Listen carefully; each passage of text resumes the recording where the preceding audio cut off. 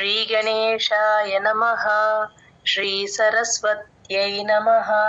श्रीपादवल्लभ नरसिंह सरस्वती श्रीगुरुदत्तात्रेयाय नमः। श्रीगणपति सच्चिदानंद सद्गुरुभ्यो नमः। दत्तात्रेय समारंभां नृसिंहादिकमध्यमां सच्चिदानंद पर्यन्तां वन्दे गुरुपरम्परां। गणपति गुरुमेकं सच्चिदानन्दरूपं विबुधनिवह सेव्यं योगमार्गाधिरूढं शरणमुपगतानाम् आर्तिसङ्घाद्रिवज्रं मम हृदयनिवासं भक्तिनम्रो नमामि। वसुदेवसुतं देवं कंसचाणूरमर्दनं देवकी परमानन्दं कृष्णं वन्दे जगद्गुरुं। श्री श्री श्री गणपति सच्चिदानंद सद्गुरुभ्यो नमः। జై గురుదత్త. జై గురుదత్త. షర్మిల గారు హ్యాండ్ రైజ్ చేస్తారా? షర్మిల గారు జై గురుదత్త. ఓం శ్రీ పరమాత్మనే నమః. అథ షష్ఠోऽధ్యాయః ఆత్మసంయమయోగః. శ్రీ భగవానువాచ. ఇక్కడ ప్రతి చాప్టర్ కి ఓం శ్రీ పరమాత్మనే నమః పైన రాసేసుకోండి పెన్సిల్ తో. అథ షష్ఠోధ్యాయ. అథ తర్వాత చిన్న గ్యాప్ కూడా ఇవ్వకూడదు. అథ షష్ఠో వెంటనే తీసుకోవాలి. ఎప్పుడైతే అష్టమోధ్యాయ ఏకాదశోధ్యాయ అంటే అచ్చులు వస్తాయో అప్పుడే గ్యాప్ ఇస్తాం. అదర్వైజ్ కలిపి చెప్పేయాలి చాప్టర్ నేమ్. అథ టిహెచ్ఏథ షష్ఠో షా ముద్దగా పలకాలి. షణ్ముఖ షాది షష్ఠో ఆ సెకండ్ షా కింద ఒత్తు ఠ కంఠం అంటాం కదా ఆ ఠ. షష్ఠోధ్యాయ దా కింద మహాప్రాణం యావత్తు రెండు ఉన్నాయి గమనించండి. ఆత్మ సంయమ ఇక్కడ యా ముందు ఎప్పుడు సున్నా వచ్చినా సగమే పలుకుతాం మనం అనుస్వరాన్ని. సంయమ నాజిల్ సౌండ్ రావాలి. ఆత్మ సంయమ యోగ. శ్రీ భగవానువాచ. ఇక్కడ శ్రీ భగవానువాచ అని కలిపి చెప్పేస్తాం మనం. అక్కడ అర్జున ఉవాచ అచ్చు కాబట్టి గ్యాప్ ఇస్తాం, కానీ శ్రీ భగవానువాచ కలిపే చెప్పేయాలి. ఇది చాలా మంది కన్ఫ్యూజ్ అవుతా ఉంటారు. కొంచెం శ్రీ భగవానువాచ అంతే. ఓం శ్రీ పరమాత్మనే నమః. అథ షష్ఠోధ్యాయః ఆత్మసంయమయోగః. శ్రీ భగవానువాచ. ఓం శ్రీ పరమాత్మనే నమః. అథ షష్ఠోధ్యాయః ఆత్మసంయమయోగః. శ్రీ భగవానువాచ. అనాశ్రితః కర్మఫలం. అనాశ్రిత నాకి షాని జాయిన్ చేసి చెప్పాలి. అనాశ్రిత షా కింద రకారం ఎప్పుడొచ్చినా సరే క్లియర్ గా వినిపించాలి. నాకి షాని జాయిన్ చేసుకుంటే మీకు ఆ రకారం క్లియర్ గా వినిపిస్తుంది. అనాశ్రిత తా పక్కన ఉన్న విసర్గని హెచ్ లాగా రాసేసుకోండి. కా ముందు ఎప్పుడు విసర్గ వచ్చినా హెచ్ సౌండ్ పలుకుతాం. శ్రీ భగవానువాచ. అనాశ్రితః కర్మఫలం. శ్రీ భగవానువాచ. అనాశ్రితః కర్మఫలం. అనాశ్రితః కర్మఫలం. అనాశ్రితః కర్మఫలం. కార్యం కర్మ కరోతి యః. కార్యం రా కింద యావత్తు. కార్యం కర్మ కరోతి యః విసర్గ హ. రిపీట్ చేయండి. కార్యం కర్మ కరోతి యః. కార్యం కర్మ కరోతి యః. కార్యం కర్మ కరోతి యః. ససన్యాసీ చ యోగీ చ. ససన్యాసి నా కింద నావత్తు యావత్తు. సాకి నాని జాయిన్ చేసి చెప్పాలి. మనం లాస్ట్ అధ్యాయం కర్మ సన్యాస యోగం ఎలా చెప్పామో ఇక్కడ ఆ సన్యాస ఇక్కడ కూడా అంతే. సన్యాసి నా కింద నావత్తు యావత్తు రెండు వినపడాలి. ససన్యాసీ చ యోగీ చ. ససన్యాసీ చ యోగీ చ. ససన్యాసీ చ యోగీ చ. సన్యాసీ చ యోగి చ న నిరగ్నిర్న చాక్రియః న నిరగ్నిర్న చాక్రియః ఆ కా కింద రకారం ఉంది కాబట్టి చాకి కాని జాయిన్ చేసుకొని చాక్ అని తీసుకోవాలి. చాక్రియః అప్పుడు కా కింద రకారం క్లియర్ గా వినిపిస్తుంది. న నిరగ్నిర్న చాక్రియః న నిరగ్నిర్న చాక్రియః న నిరగ్నిర్న చాక్రియః న నిరగ్నిర్న చాక్రియః. శ్రీభగవానువాచ అనాశ్రితః కర్మఫలం కార్యం కర్మ కరోతి యః. శ్రీభగవానువాచ అనాశ్రితః కర్మఫలం కార్యం కర్మ కరోతి యః. అనాశ్రితః కర్మఫలం కార్యం కర్మ కరోతి యః. అనాశ్రితః కర్మఫలం కార్యం కర్మ కరోతి యః. సన్యాసీ చ యోగి చ న నిరగ్నిర్న చాక్రియః. సన్యాసీ చ యోగి చ న నిరగ్నిర్న చాక్రియః. సన్యాసీ చ యోగి చ న నిరగ్నిర్న చాక్రియః. సన్యాసీ చ యోగి చ న నిరగ్నిర్న చాక్రియః.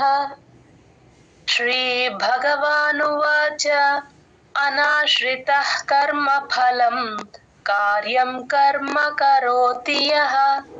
సన్యాసీ చ యోగి చ న నిరగ్నిర్న చాక్రియః. శ్రీభగవానువాచ అనాశ్రితః కర్మఫలం కార్యం కర్మ కరోతి యః. సన్యాసీ చ యోగి చ న నిరగ్నిర్న చాక్రియః. అనాశ్రితః కర్మఫలం కార్యం కర్మ కరోతి యః. సన్యాసీ చ యోగి చ న నిరగ్నిర్న చాక్రియః. అనాశ్రితః కర్మఫలం కార్యం కర్మ కరోతి యః.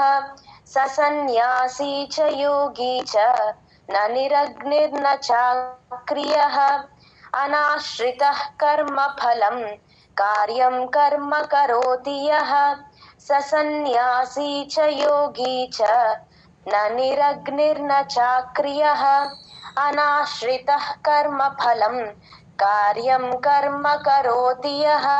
సన్యాసీ చ యోగి చ న నిరగ్నిర్న చాక్రియః. అనాశ్రితః కర్మఫలం కార్యం కర్మ కరోతి యః. సన్యాసీ చ యోగి చ న నిరగ్నిర్న చాక్రియః. అనాశ్రితః కర్మఫలం కార్యం కర్మ కరోతి యః. సన్యాసీ చ యోగి చ న నిరగ్నిర్న చాక్రియః. జై గురుదత్తమామి. రెండవ శ్లోకం, శ్లోక నెంబర్ 2. యం సన్యాసమితి ప్రాహుః.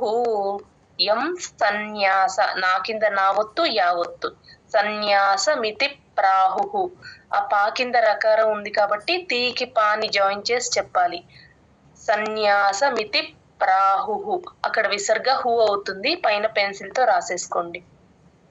యం సన్యాసమితి ప్రాహుః. యం సన్యాసమితి ప్రాహుః. యం సన్యాసమితి ప్రాహుః. యం సన్యాసమితి ప్రాహుః. గంతం విద్ధి పాండవ.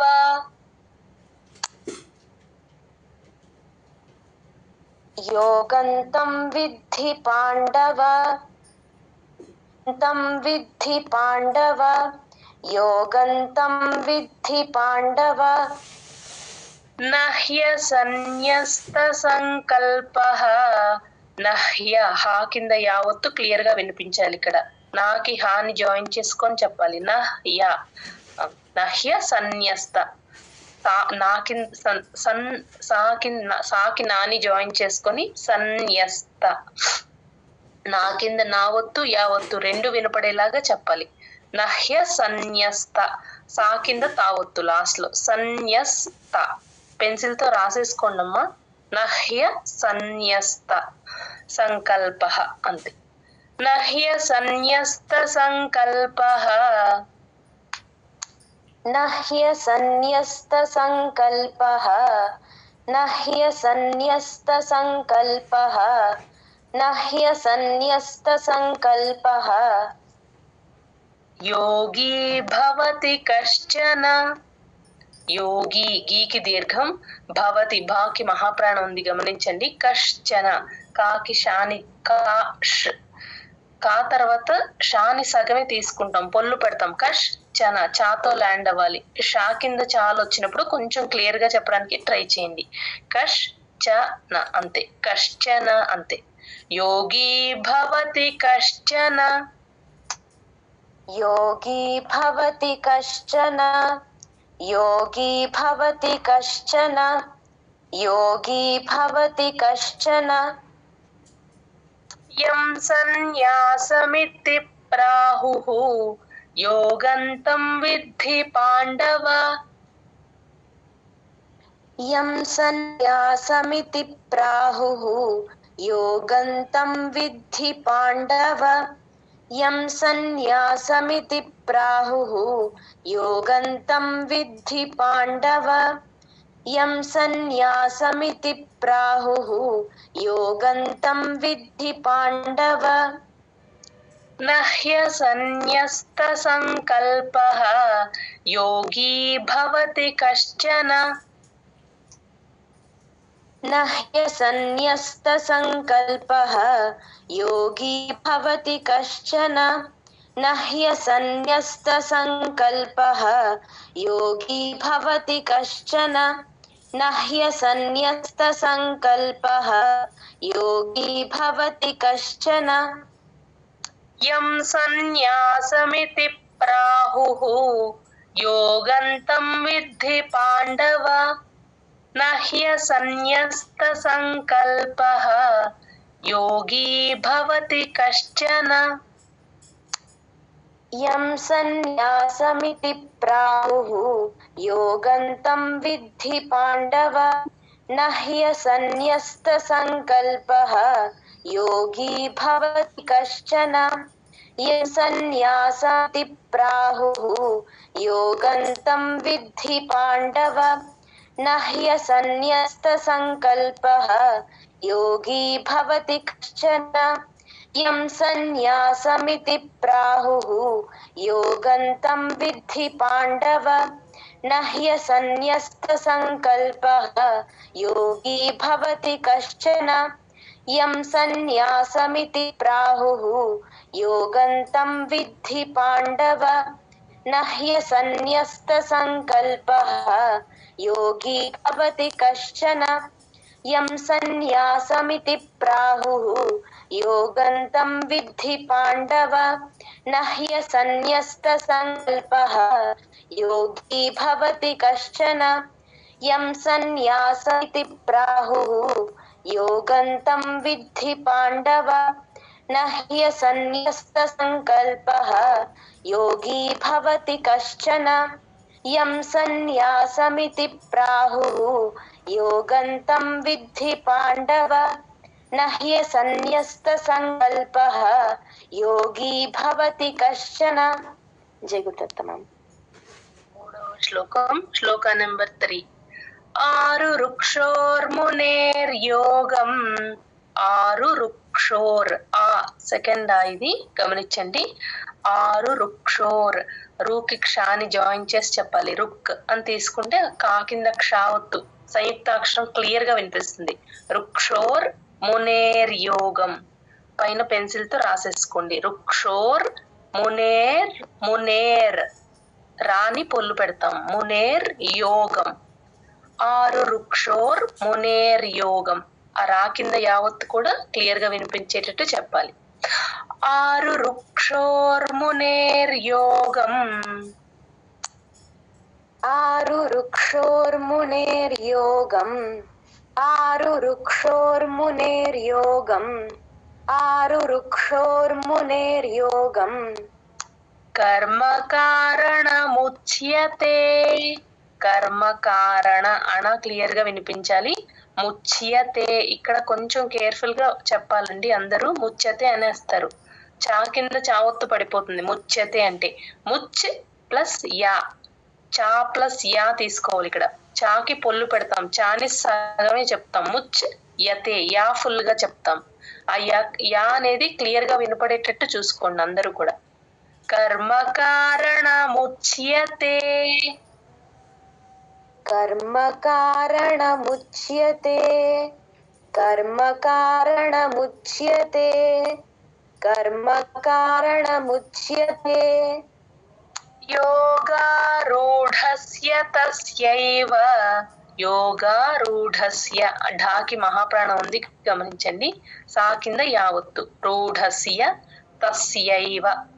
తస్ య, తస్ ప్లస్ యా ప్లస్ ఐ. తస్ రాసుకోండి పైన. తస్ యైవ అని రాసేసుకోండి. తస్ యైవ, ఆ యా ప్లస్ ఐ యైకారం కూడా క్లియర్ గా వినిపించాలి. తస్ యైవ అని వినిపించాలి. యోగారూఢస్య తస్యైవ. యోగారూఢస్య తస్యైవ. యోగారూఢస్య తస్యైవ. యోగారూఢస్య తస్యైవ. శమః కారణముచ్యతే. శమః, శమ పక్కన ఉన్న విసర్గని హెచ్ లాగా చెప్తాము. విసర్గ స్ట్రైక్ చేసుకుని హెచ్ రాసేసుకోండి. శమః కారణ అణ క్లియర్ గా వినిపించాలి. ముచ్యతే పైన చెప్పుకున్నట్టు ఆ చా కింద యా క్లియర్ గా వినపడేటట్టు చెప్పాలి. శమః కారణముచ్యతే. శమః కారణముచ్యతే. శమః కారణముచ్యతే. శమః కారణముచ్యతే. ఆరురుక్షోర్మునేర్యోగం కర్మ కారణముచ్యతే. ఆరురుక్షోర్మునేర్యోగం కర్మ కారణముచ్యతే. ఆరురుక్షోర్మునేర్యోగం కర్మ కారణముచ్యతే. ఆరురుక్షోర్మునేర్యోగం కర్మ కారణముచ్యతే. యోగారూఢస్య తస్యైవ శమః కారణముచ్యతే. యోగారూఢస్య తస్యైవ శమః కారణముచ్యతే.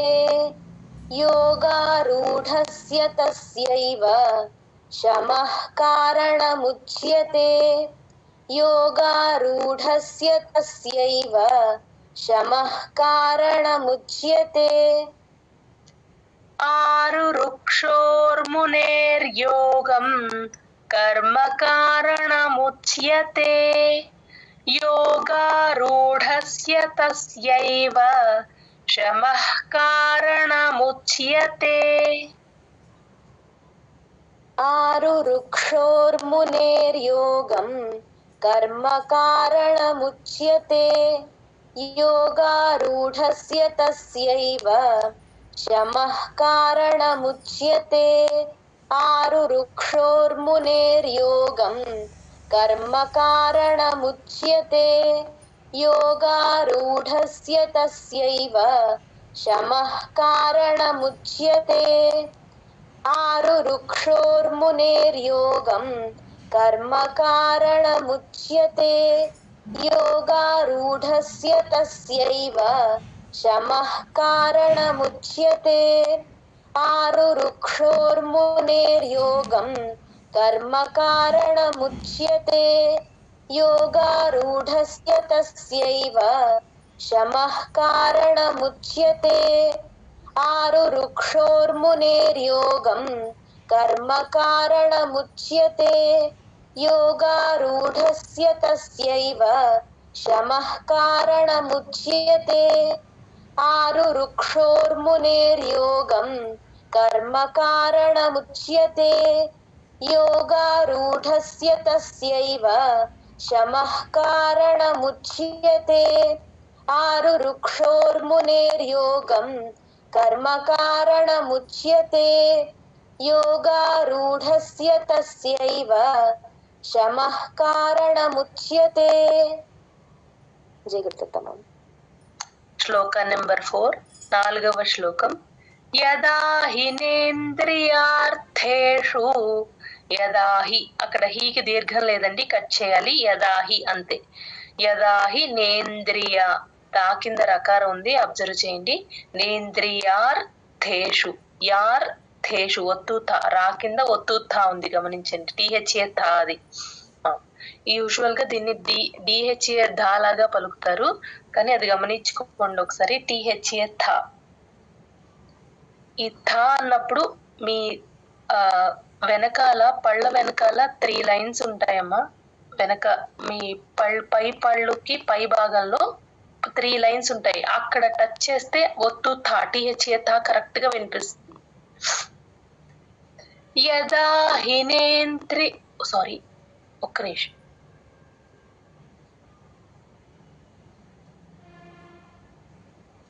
జై గురుదత్త. యదా హినేంద్రియార్థేషు,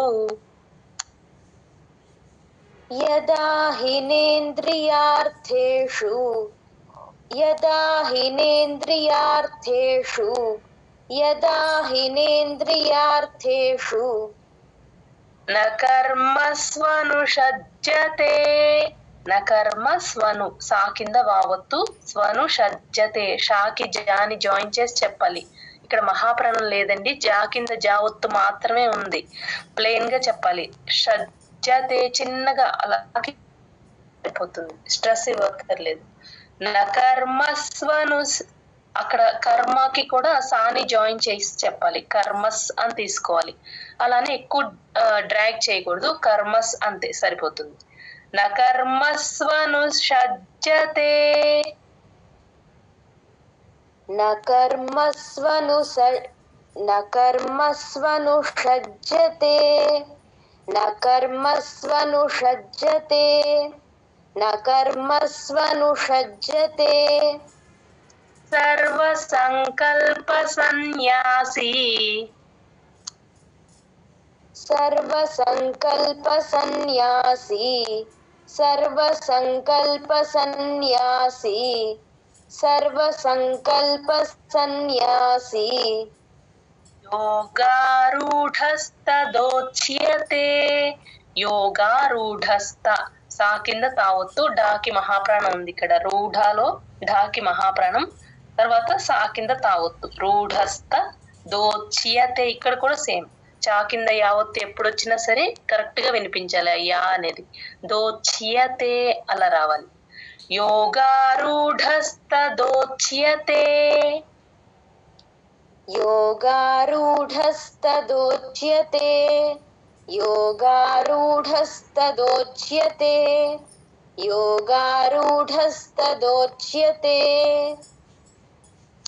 యదా హినేంద్రియార్థేషు న కర్మస్వనుషజ్జతే,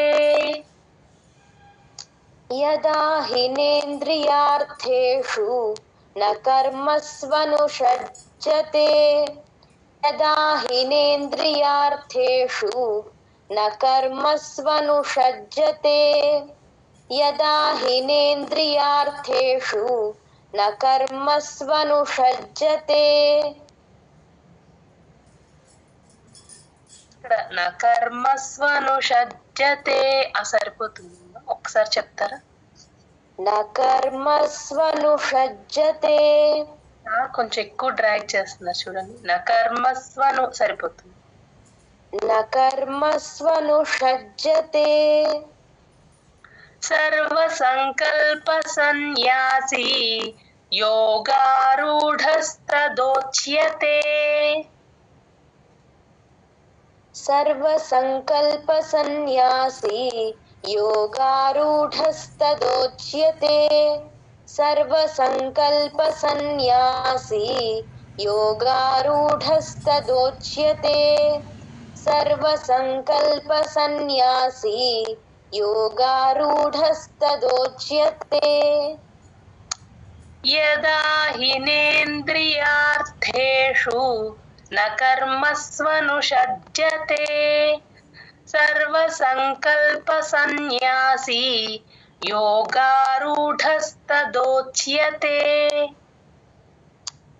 యదా హినేంద్రియార్థేషు న కర్మస్వనుషజ్జతే సర్వసంకల్ప సన్యాసి యోగారూఢస్తదోచ్యతే. యదా హినేంద్రియార్థేషు న కర్మస్వనుషజ్జతే సర్వసంకల్ప సన్యాసి యోగారూఢస్తదోచ్యతే. యదా హినేంద్రియార్థేషు న కర్మస్వనుషజ్జతే సర్వసంకల్ప సన్యాసి యోగారూఢస్తదోచ్యతే.